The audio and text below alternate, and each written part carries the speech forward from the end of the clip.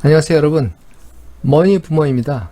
오늘은 외신을 통해서 여러분들에게 유익한 정보를 찾아드리는 시간입니다. 다음 주부터 미국과 중국 간의 무역 협상을 다시 시작할 예정입니다. 트럼프는 이 미중 무역 분쟁이 어느 정도 정리가 되면 다시 일본과 유럽까지 새로운 통상 전쟁을 다시 이어갈 것으로 보입니다. 이에 따라서 대부분의 사람들이 트럼프의 글로벌 무역 전쟁이 세계 경제의 서플라이 체인, 경제 구조를 바꿔가고 있다고 그 원인을 찾고 있는데요. 사우스 차이나 모닝 포스트에서 최근 재밌는 기사가 하나 나왔습니다. 트럼프의 무역 분쟁보다도 보다 근본적인 원인에 의해서 세계 경제의 서플라이 체인, 경제 구조가 바뀌고 있다라는 의견을 제시한 것입니다. 아주 의미 있는 내용으로 생각이 돼서 전문을 분석해서 여러분들에게 소개해드릴 예정입니다. 자, 본 내용 들어가기 전에 처음 오신 분, 아직 구독 안 눌러주신 분들은 구독 꼭 확인해 주시기 바랍니다. 자, 보시는 기사가 사우스 차이나 모닝 포스트에 말씀드린 기사 내용입니다. 미국과 중국의 분쟁이 교역의 커다란 변화를 가속시키고 있다라는 내용입니다. 글로벌라이제이션, 기존의 글로벌라이제이션, 세계화와는 다른 양상의 어떤 새로운 변화를 보여주고 있다라는 기사가 되겠습니다. 전반적인 내용이 많기 때문에 별도로 요약을 해서 여러분들에게 설명을 드리고요. 간단한 단어로 요약을 드리면 디글로벌라이제이션, 탈세계화, 발카나이제이션, 소국 분열화라고 요약을 드릴 수 있겠습니다. 예, 사우스 차이나 모닝 포스트에서 제기하는 얘기는 종전의 전 세계는 글로벌라이제이션, 세계화, 다국적 기업으로 대표되는 글로벌라이제이션, 생산을 경제적으로 가장 유리한 곳에 생산해서 또 판매를 가장 유리한 곳에 판매하는, 그것을 전 세계를 하나의 네트워크로 엮어서 생산과 판매가 이어지는 것을 글로벌라이제이션이라고 합니다. 세계화라고 하죠. 각국 정부와 국경을 허물고 생산과 판매가 국경을 넘나들고 자본시장도 국경을 넘나드는, 자본과 상품이 국경에 상관없이 자유자재로 넘나드는, 이런 것이 가장 효율적이었던 시장이 글로벌라이제이션의 시장입니다. 그런데 이러한 세계 경제 구조가 변화하기 시작했다는 겁니다. 디글로벌라이제이션, 기존의 글로벌라이제이션, 세계화에서 벗어나는 움직임, 소국 분열화, 발카나이제이션. 세계 지도에 보시면 발칸반도가 있는데요. 이곳에서는 굉장히 오랫동안 여러가지 사유로 소국도로 분열된 양상으로 계속 지냈죠. 국가들이. 이런 현상을 역사적으로 발카나이제이션이라고 합니다. 그런데 이런 현상들이 범세계적으로 글로벌라이제이션에 역행해서 로컬라이제이션, 지역화, 지금 진행되고 있다는 것이죠. DG와 BK는 디글로벌라이제이션과 발카나이제이션이 길어서 약자를 적어 놓은 겁니다. 예, 이런 현상들이 글로벌 공급 체인, 세계의 서플라이 체인을, 세계 시장의 서플라이 체인을 계속 단축시키고 있다고 합니다. 원인은 여러분들이 아시는 트럼프의 글로벌 무역 전쟁을 회피하는 수단이라기보다는 그 근본에 더 깊은 곳에는 글로벌 소비 수요의 변화가 있다는 것이죠. 이런 새로운 세계 경제의 변화의 움직임을 사우스 차이나 모닝 포스트에서 지적하고 있습니다. 유념해서 봐야 될 내용으로 보입니다. 트럼프의 관세 전쟁, 지정학적 불안이 글로벌 경제 조정을 촉진하는 요인이고, 피난산업, 쉘터 인더스트리라고 하는데요. 산업 트렌드 변화에 따라서 국가 간의 공장이나 사업 베이스를 바꿔주는 그런 산업이라고 합니다. 굉장히 큰 산업이겠죠? 이쪽 산업에 종사하는 사람들에 대한 취재를 통해서 사우스 차이나 모닝 포스트가 새로운 글로벌 산업 구도의 변화를 취재하고 있습니다. 중국 밖으로 나가는 기업의 움직임이 있었고, 이 흐름은 아시아 다른 지역 또는 멕시코로 공장을 이전하는 그런 흐름도 있었습니다. 그것은 미국이나 또는 다른 지역의 그 해당 시장 내에서 자국 내에서 판매할 제품 생산 플랫폼을 만드는 것이 그 목적이라고 합니다. 그런데 기아 자동차는 이런 미중 무역 분쟁이 일어나기 이전부터 멕시코로 옮겨가 있었죠. 최근에는 이 기아 자동차를 따라서 아시아에서부터 멕시코로 약 30여 곳이나 되는 공구업체들이 멕시코로 이전을 했다고 합니다. 이 트렌드는 미중 무역 분쟁 이전부터 확산된 것이라고 지적을 하고요. 그런 움직임이 이미 불가역적, irreversible, 굉장히 많이 나오는 단어죠. 북미 협상에서도 언급되는 불가역적이라는 용어가 굉장히 많이 쓰입니다. 한일 문제에서도 이 단어가 쓰인 적이 있었죠. 아무튼 이런 트렌드가 불가역적인 것으로 전문가들은 평가를 하고 있습니다. 지금 이미 탈세계화, 종전의 글로벌라이제이션 트렌드에서 벗어나는 움직임이 불가역적인 추세다. 전문가들이 평가하고 있습니다.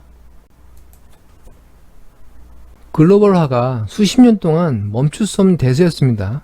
그런데 지금은 무역 분쟁이 지역 분산 모델로 새로운 추세로 세계 교역의 전환을 촉진하고 있다고 합니다. 1990년 이후의 세계화는 중국과 인도 그리고 소련 국가들의 저임 노동자들을 세계 경제로 통합하는 과정이었습니다. 근데 이들 저임 국가들이 성장하면서 노동자들이 높은 보상을 요구하면서 그 저임 노동의 장점이 상실하는 상황이 됐죠.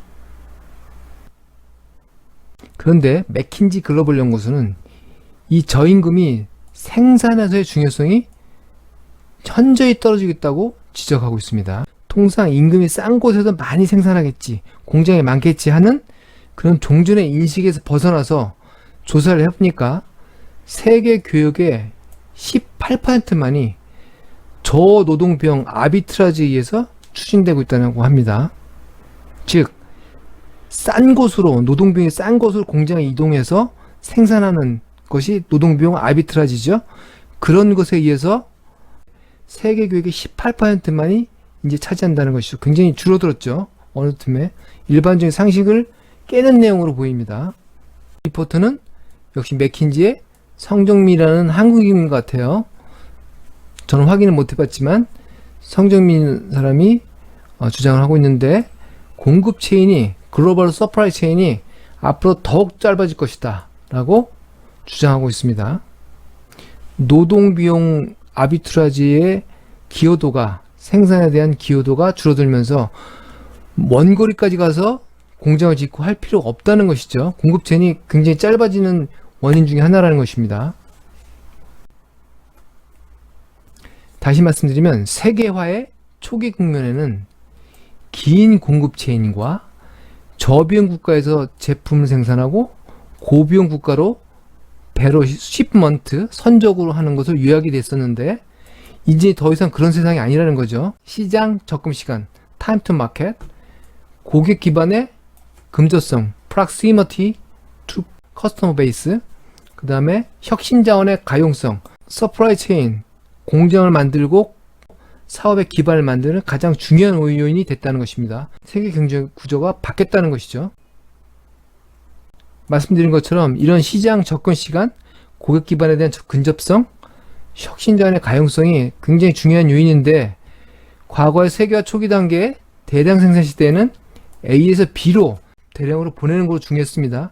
그러나 지금은 가전제품, 우리와 같은 제품의 소비 수요는 더욱 민감해졌습니다. 고도로 커스터마이즈드, 고객 수요에 맞춰진 그런 제품을 만들기 위해서 소비자 수요에 반해 제조가 민감하게 반응할 필요가 있는데, 이러기 위해서는 더욱 짧아진 서프라이 체인, 공급 체인이 중요한 요인이 되고 있다는 것입니다.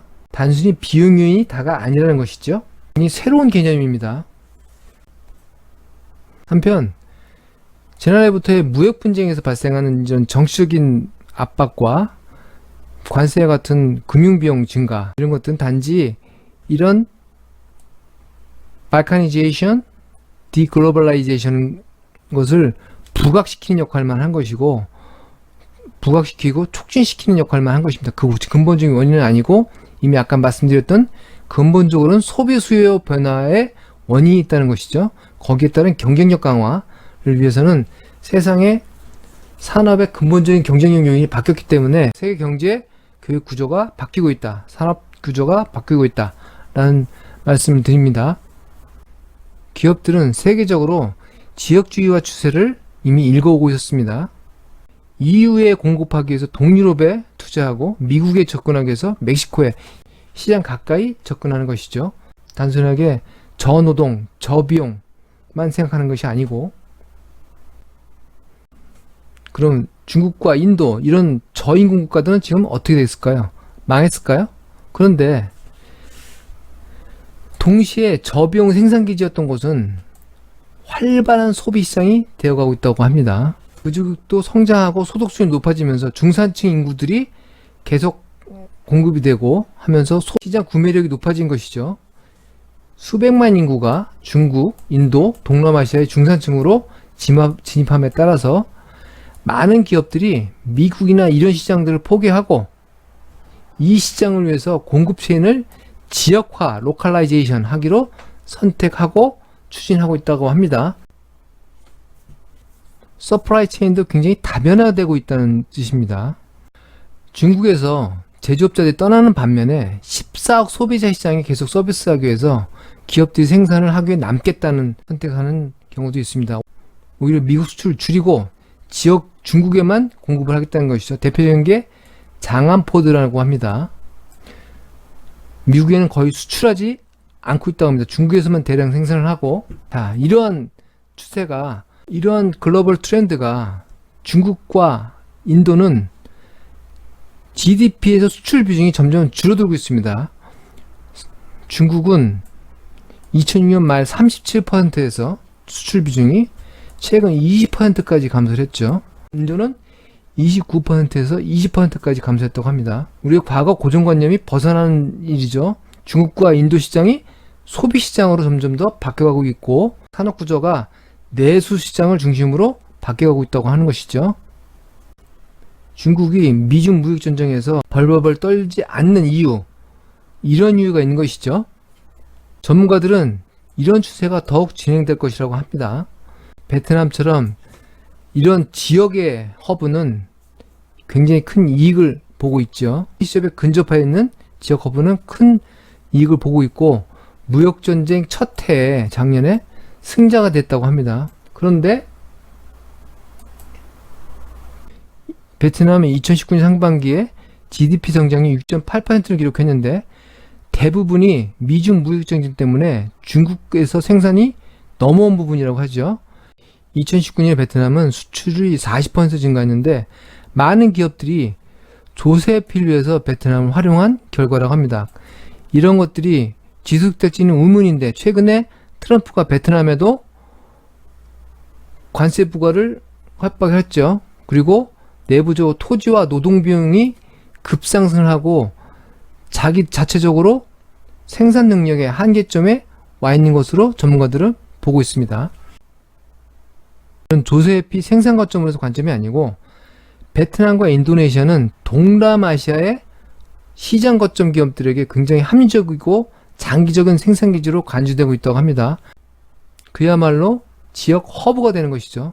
베트남과 인도네시아가 앞으로 각광을 받을 이유 중에 하나입니다. 또 하나 예기치 않았던 세계 경제 구조 조정의 원인은 기술 진보라고 합니다. 기술 진보에 따라서 탈세계화와 지역화, 발칸화가 점점 더 진행될 것이라고 하는데 대표적으로 스마트 공장, 진화된 로봇 기술들이 저임금 노동력에 대한 의존도를 굉장히 낮추는 것이죠. 원거리에 가서 무조건 싼 데 가서 장기적으로 내다보고서 생산하겠다라는 것은 옛날 얘기가 됐다는 것입니다. 스마트 공장, 진화된 로봇 기술에 의해서 자본지배적으로 노동 투하가 적어드는 산업으로 변모되기 때문에 4차 산업혁명이 노동자들에게 꼭 반가운 일이냐, 그것은 아니라는 단적인 예이기도 합니다. 기술 진보 추세가 진행되면 일자 숫자는 줄어들지만 교육과 숙련도는 더욱 높은 수준이 요구된다고 합니다. 한국 경제 같은 경우 굉장히 유리할 수도 있겠죠. 또한 다른 혁신에 의해도 공급 체인을 단축시키는데 대표적인 것이 3D 프린팅입니다. 3D 프린팅이 세계 공급 체인을 단축시키는 큰 원인 중에 하나로 등장될 수 있을 것이라고 하는 것이, 이 기술이 발전되면서 공장이 시장 가까이에서 다품종 소량 생산을 즉각 현장에서 할 수 있는 여건이 갖춰지는 것입니다.